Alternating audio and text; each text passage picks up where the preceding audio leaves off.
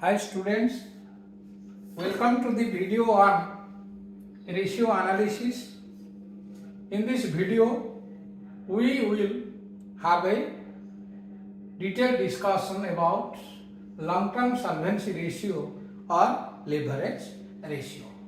So long-term solvency ratio measures the long-term stability and structure of the firm or company, and it also assures the lender with regard to periodic payment of interest during the repayment period of the loan and repayment of principal on maturity. Most important ratio is debt equity ratio. It is taken into account both at the time of sanctioning working capital loan and also term loan. So long-term debt divided by shareholders' equity. So long-term debt is the debentures and the loans sanctioned by the creditors or financial institution to the firm or the company. Then shareholders' equity includes share capital, reserve and surplus. A high debt equity ratio means less protection to the creditor, because when long-term debt is high in comparison to shareholders' equity, then it is beneficial to the company, but to the investors it gives less protection. And low ratio indicates a wider safety, that is cushion for creditors. Generally it is taken as 2:1. But in banking, normally we are considering it the 4:1. That means the long-term debt should not exceed 4 times of shareholders' equity. And this debt equity ratio differs in relation to sanction of different kinds of loans to different sectors. For example, for MSME, for infrastructure project, for trade sector, then for medium industry, large scale industry, it is different. Then debt service coverage ratio. This ratio is a prerequisite for knowing the repayment capacity of interest and installment by the firm or company. So debt service coverage ratio, it shows firm's ability to pay off current interest and installments. So formula is earnings available for debt services divided by interest plus installments. So what is earnings for debt services? It includes net profit after tax plus non-cash operating expenses like depreciation and other amortization expenses plus interest plus other adjustments like loss on sale of fixed assets, etc.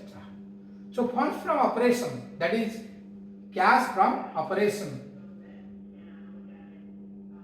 before interest and taxes also can be considered as per requirement.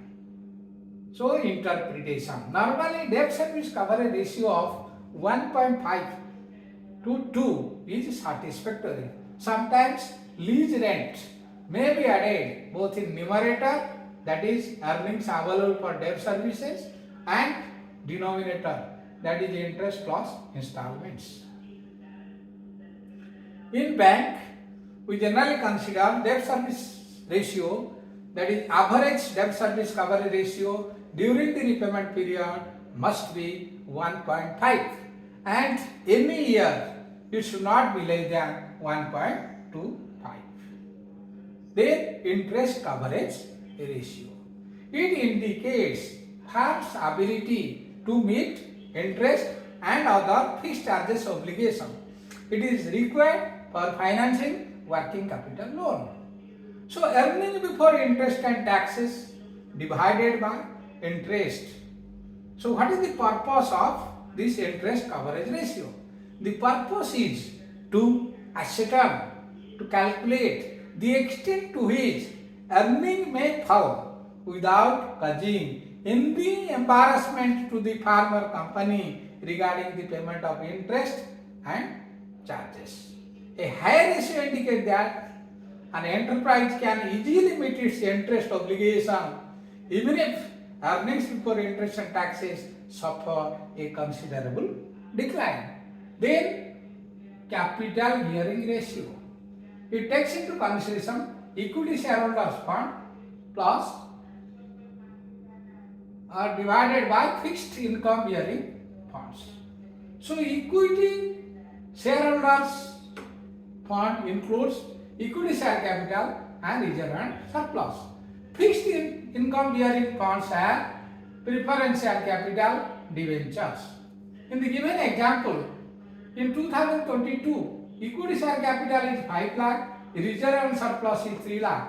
So equity shareholders fund is 8 lakh. And fixed income bearing fund, that is 8% preference share capital 2,50,000, 6% debenture 2,50,000. Total comes to 5 lakh. So 8 lakh by 5 lakh, that is 8 by 5. In 2023, the equity shareholder fund is 4 lakh plus 2 lakh 6 lakh.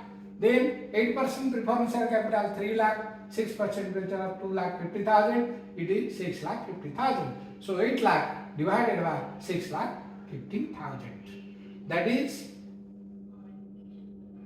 6 lakhs 16 divided by 55, 12 is to 11. So if preference share capital and other fixed assets bearing loans exceeds the equity shareholders fund,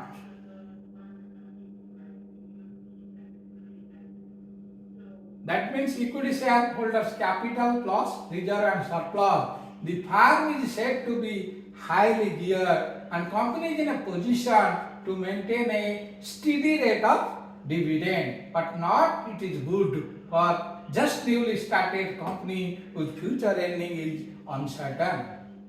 Then return on equity capital.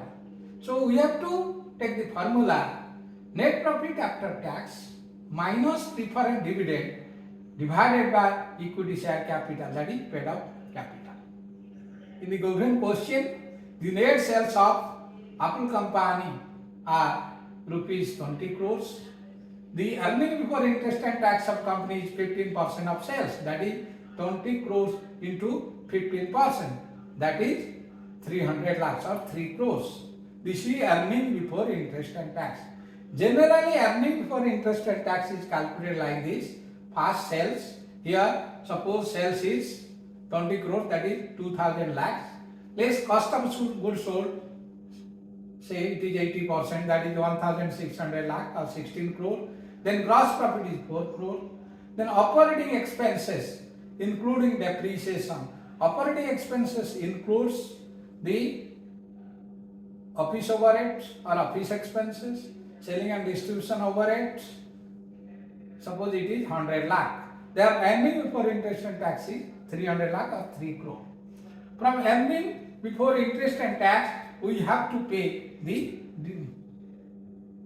interest on debenture first. Here debenture holder are 3 crores and they are getting 16% debt capital, that is less interest to debenture holders. So debenture holder will get interest, that is 3 crores into 16%, that is 300 lakh into 16, 48 lakhs. So minus 48 lakhs. Then it comes net profit before tax 252 lakhs. Then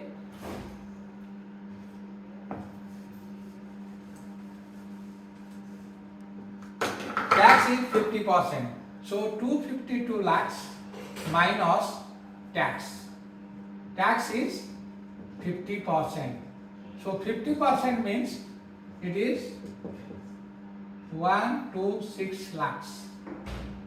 So net profit available for preferred dividend and equity shareholder or equity dividend is 126 lakhs. First, preference shareholder will get their dividend. Here, 1 crore preference share, they will get 12% dividend, that is 12 lakhs. So, preference dividend 12 lakh will deduct. Then we will get 1 lakh or 114 lakhs, that is 1 crore 14 lakhs. Then it will be divided between the equity shareholders.